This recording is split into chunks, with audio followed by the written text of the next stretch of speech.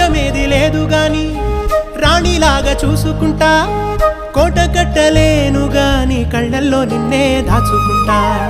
రాత ఎట్లా రాసి ఉన్నా ఆ మార్చి నీతో రాసుకుంటా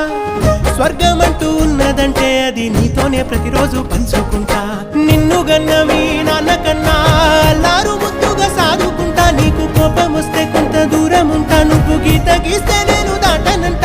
కంట నీరు కంటి రెప్ప దాటకుండా కాటుకై కావలుంటా